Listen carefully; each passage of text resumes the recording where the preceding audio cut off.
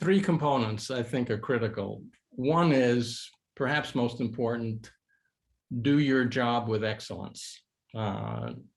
Number two is volunteer, take initiatives. And number three is you want to build networks. So let me just talk a little bit about each three, because they all build up to your ability to move on and up in your career.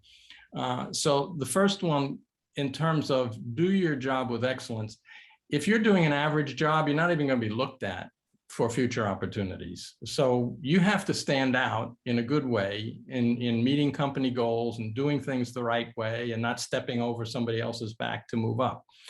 And when I'm encouraging folks to do their job with excellence is, of course, you got to focus on knowing what your goals are and work on your goals. But I often encourage, go to your strengths. You may be great in people communications, you may be a little weaker on crunching the numbers.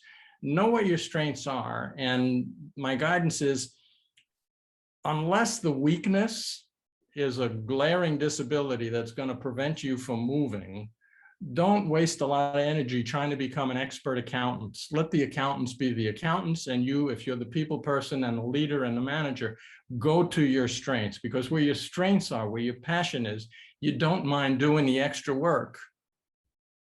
And when you don't mind doing the extra work, you probably do put in a little bit more than the average person, and you get more than average results. So go to your strengths, stick with your strengths, know what your weaknesses are, get the help you might need, but don't let it become a nightmare for you. Secondly is how you do your job. Your word is your bond, and you want to make sure when you make a commitment, you meet a commitment. And I often say, don't try to do something.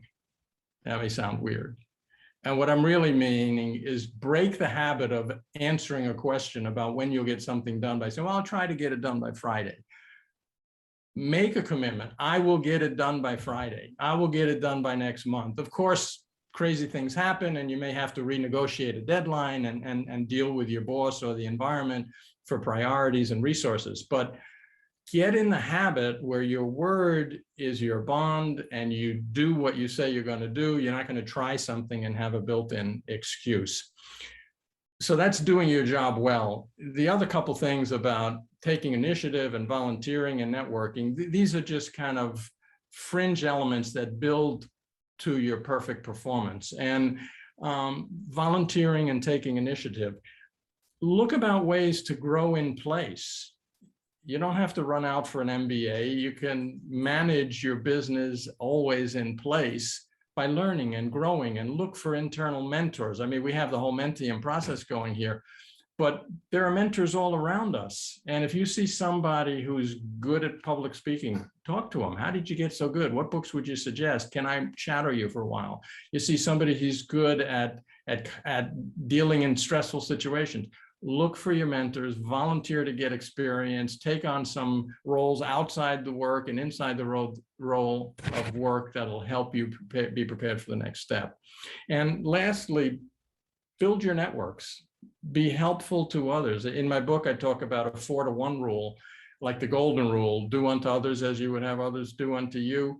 Well, do unto others 4 times as you would have them maybe do unto you. Always be trying to be as supportive and kindful and helpful as you can to others. That builds networks with others. They become supportive and they help you to be moving forward as well. So short story made long about how to develop in your career is do your job well, do your volunteering and take initiative, and build your networks around you.